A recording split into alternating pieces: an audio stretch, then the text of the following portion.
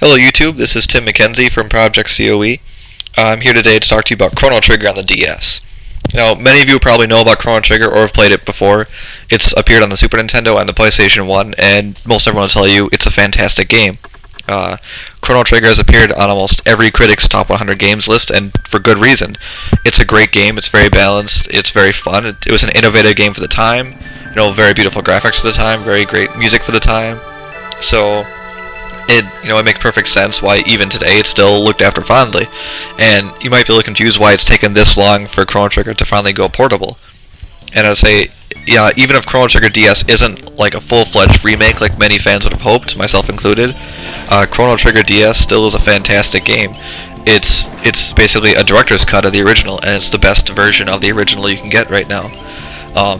It fixes all the mistakes in the PlayStation 1 version, like the really terrible loading time, and it just feels very true to its roots. And if you are a fan of classic JRPGs, I would highly recommend checking out Chrono Trigger. Now, first and foremost, like other fans, I am disappointed that, yes, this is not a full-fledged console remake. It is not, updated with really pretty graphics. It doesn't really have this whole star treatment. And as a longtime fan, it does feel a little insulting. But at the same time, I can still respect the game just for holding up so well in this day and age, and for finally going portable. It's a great game to have on the go, and the extra content that Square-Enix has added to the game is pretty good. It's a cool game overall, and you still feel it's very worthwhile. And it is surprising after all these years that you can really dive into Chrono Trigger and still be captivated by it. Now, for the story of the game, obviously involves time travel. It's its central theme. Most of you probably heard the plot before. I don't really want to spoil it if you haven't. Basically, it involves a lot of the typical themes from JRPGs, like saving the world and all this good stuff. But it does have some pretty innovative things, as well as very imaginative worlds and characters. You can really attach to them. So I would probably say also this has some of Akira Toriyama's best character designs I've seen in like almost any JRPG. But of course you can take that for what you will. So moving on from the story, most people probably remember Chrono Trigger for its gameplay.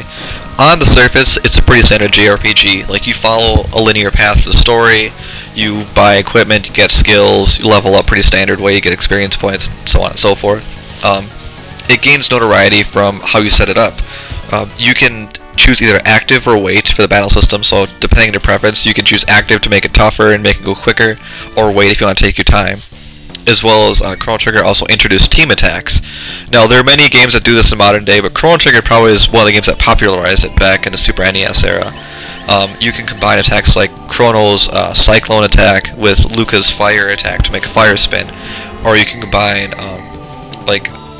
one of Frog's Leap Slash attack with one of Chrono's electric attacks to make an attack called Spire. And it's really cool how you can mix and match all these different skills, and you can learn single, double, and triple techniques.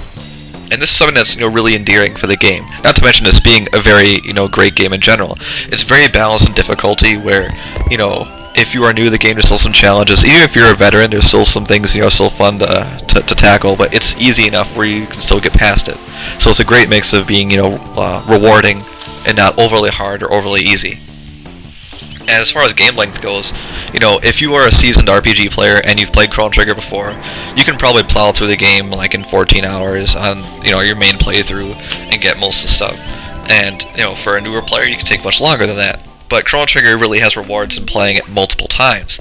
The game has over a dozen endings, depending on where and when you beat the game, what conditions.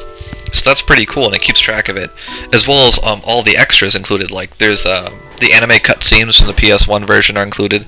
There's not an ounce of slowdown, which is great.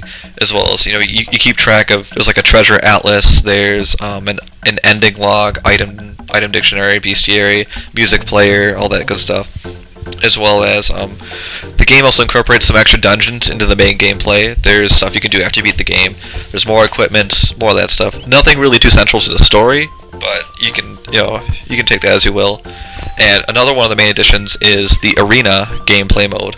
Basically, think Pokemon Light. You get a monster, you can train it up, you can send it to a different time period to raise different stats and do battle. And by doing this, you can get different items as rewards and get those for your game. This also incorporates Wi-Fi play for the monster battles. You can do versus CPU or versus player. It's not the most, not most exciting addition to the game. There are other things I would have rather seen added to Chrono Trigger first, but it's kind of interesting that they put some thought into this, and it is fun for a while. It's a fun distraction, as well as the way to really, sort of power up your characters outside the main game. Really, though, the main attraction of Chrono Trigger is just Chrono Trigger itself, the main game, and for that, it's really hard to pass it up. It's a fantastic game for Square-Enix. It's one of the games of a really great era for RPGs, and if you grew up with it, I'd recommend it just for having it in a portable sense. And if you haven't played it, I'd recommend it because this is probably the best form of Chrono Trigger available.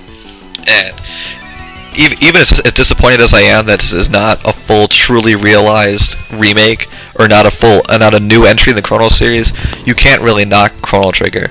And I would say I might begrudgingly praise it, but it's still praise well earned. And I would award Chrono Trigger a score of 9 out of 10, earning it a gold medal award from COE. Anyway, this is Tim MacKenzie, and I'll see you next time.